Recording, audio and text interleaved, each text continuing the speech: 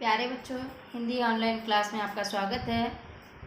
आपने भाग 1, 2, 3 भ्रमर गीत में व्याख्याएं पढ़ी थीं।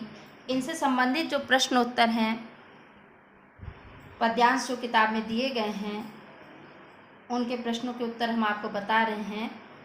कौन से करने हैं उस पर हम जो टिक करेंगे वो आप अपनी कॉपी पे करेंगे। सबसे पहले तो ये पहला पद है, मेरो मन अनंत कहाँ सुख पावे, जैसे उस झाड़ को पक्षी फिर जहाज पर आवे। ठीक है, इस पद में जो प्रश्न पूछे गए हैं इनके आंसर आप सुनेंगे और अपनी कॉपी पर इसे लिखेंगे। ठीक है ना बच्चों, ध्यान देंगे।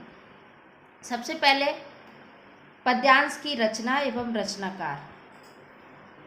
रचना आपने पढ़ा था कि सबसे पहले विनय का पद है। ठीक है, रचनाकार सूरदास जी हैं। ध्यान से ही आप लिखते भी जाएंगे।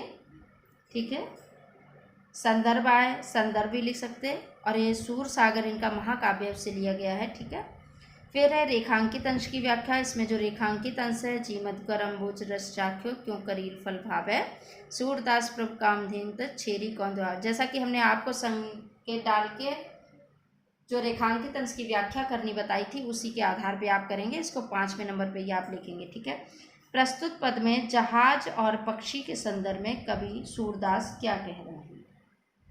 ठीक है ना बच्चों, तो प्रस्तुत पद में जहाज और पक्षी के संदर्भ में सूरदास जी कह रहे हैं कि भगवान, आपके बिना मेरे मन को कहीं सुख नहीं प्राप्त हो सकता, चैन नहीं प्राप्त हो सकता है। ठीक है, तो कहा है कि जैसे जहाज पे रहने वाला कोई पक्षी है और उड़ के अन्य स्थान पे कहीं जाना चाहता है, उड़ जाता है, लेकिन चारों ओर जब जल देखता है तो फिर वापस आकर उसी जहाज पर बैठ जाता है, उसको कहीं आश्रय नहीं मिलता है। ठीक उसी प्रकार हमने अन्य देवों की स्तुति की, उपासना की, लेकिन कहीं हमें मोक्ष, कहीं भी हमें प्राप्त करने की कामना नहीं की।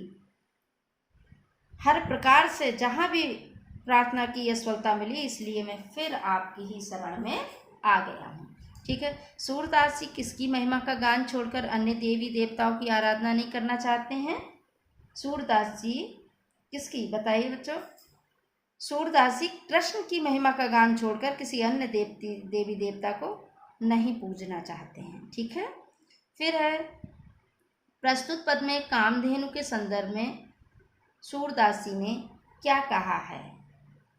ठीक है, क्या कहा है कामधेनु के संदर्भ में कि जिसके पास सभी कामनाओं को पूर्ण करने वाली कामधेनु है, जो गाय, कामधेनु कहते हैं ना, सभी कामनाओं को पूर्ण करने वाली गाय होती है, तो वो बकरी को कौन दूहेगा।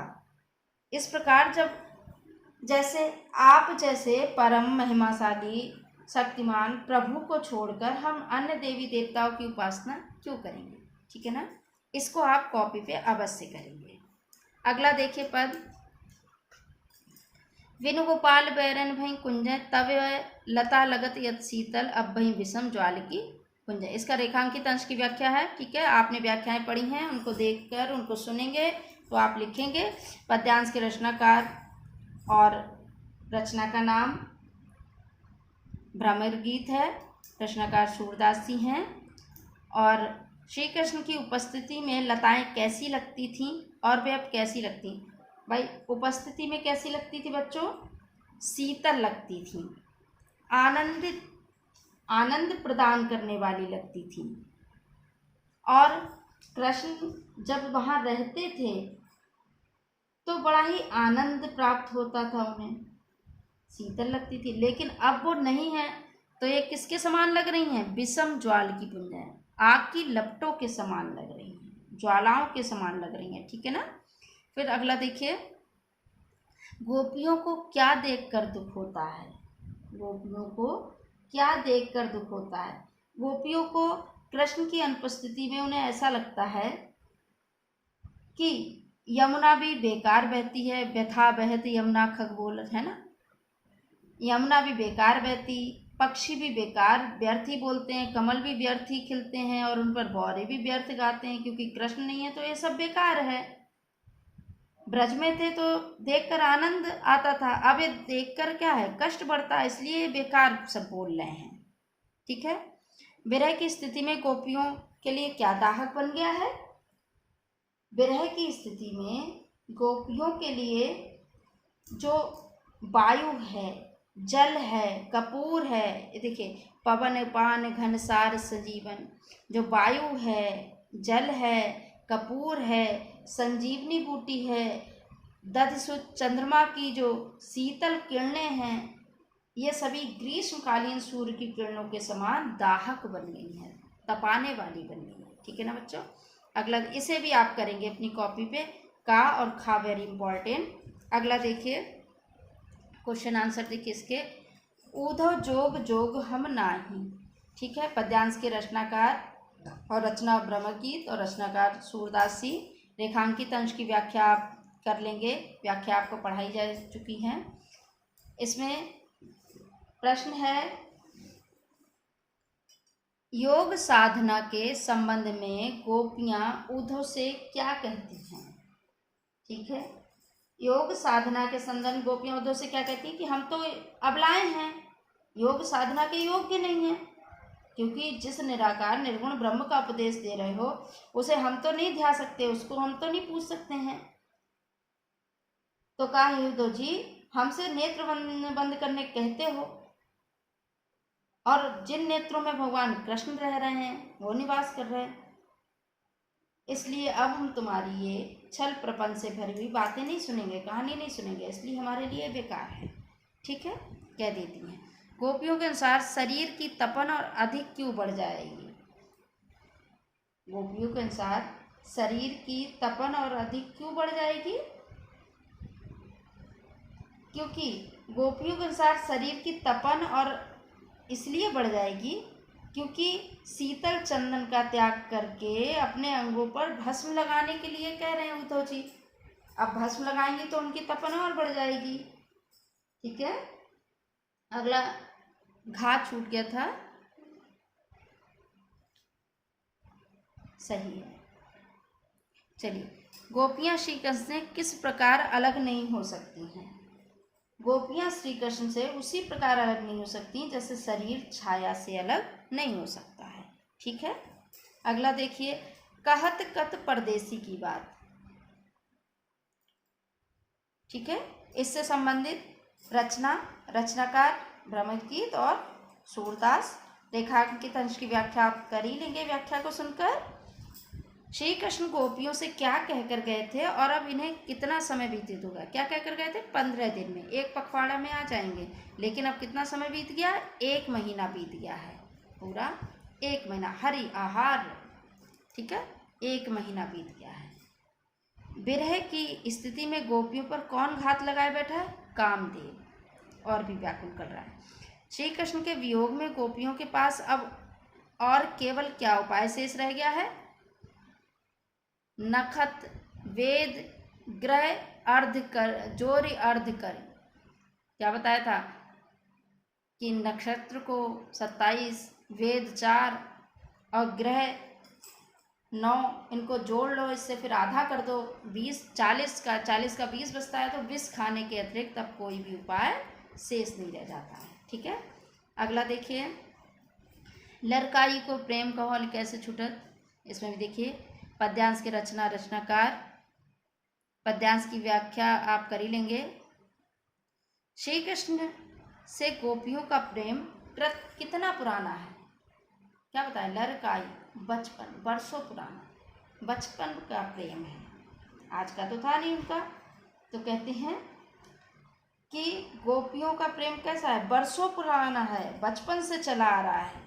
ठीक है, फिर है, गोपियों को श्री कृष्ण के कौन से रूप परमानंद की प्राप्ति कराते हैं? ठीक है, कौन से रूप?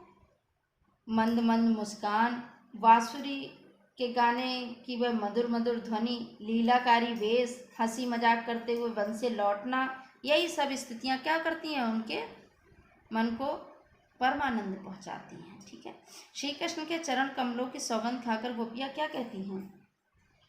सौगंध खाकर कहती हैं कि उन्हें निर्गुण की उपासना का संदेश किसके समान लगता है? विष के समान लगता है, इसलिए अब नहीं चाहिए उन्हें।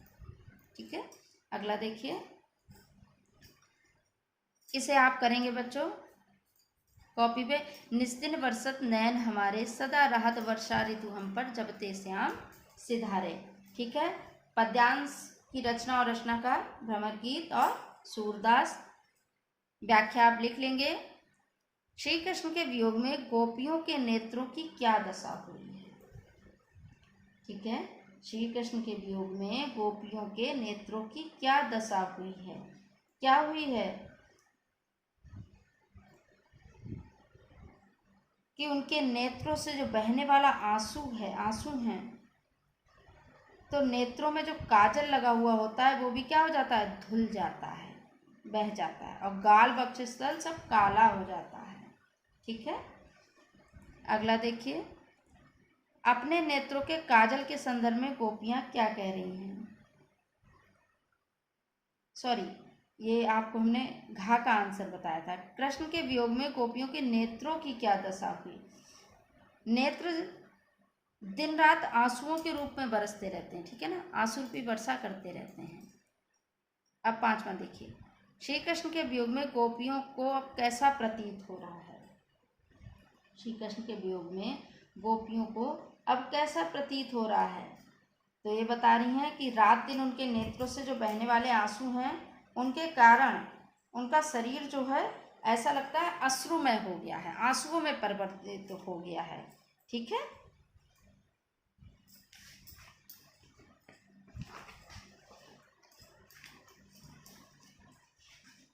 अगला,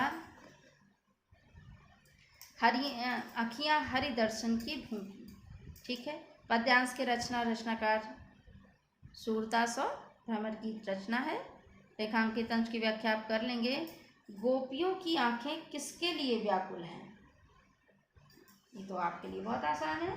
गोपियों की आंखें किसके लिए व्याकुल हैं, भगवान श्री कृष्ण के लिए। ठीक है। श्री कृष्ण के दर्शन जब तक उन्हें होंगे नहीं, तब तक वो उनकी आंखें इसी प्रकार से व्याकुल रहेंगी। ठीक है। फिर किसके योग के संदेशों को सुनकर गोपियों की आंखें अत्यंत दुखी और व्याकुल हैं। किसके, उद्धव जी के योग संदेशों को सुनकर व्याकुल हैं। उद्धव जी आते हैं उनको ये योग की शिक्षा देने, निर्गुण ब्रह्म के बारे में बताने, इसलिए व्याकुल हैं। फिर अगला देखिए, गोपियां उद्धव से क्या प्रार्थना कर रही हैं। गोपियां उद्धव से क्या प्रार्थना करती हैं। गोपियां उद्धव से कहती हैं कि एक बार मुझे कृष्ण के दर्शन करा दो, उनके मुख के दर्शन करा दो, जिस मुख से वो पत्ते के दोने में दूध पिया करते थे, उसी मुख के मुझे दर्शन करा दीजिए। ठीक है बच्चों, आपके पद्यांश पे आधारित सारे प्रश्नों के उत्तर इसमें बता दिए गए हैं, और जिन पदों को उनसे संबंधित प्रश्नों को लिखना है, संकेत डाल के आप कीजिएगा का, खा और ये चा। ठीक है। इनके प्रश्नों को संकेत डाल के, इनके पदों को, फिर प्रश्नों के उत्तर आप लिखेंगे। धन्यवाद।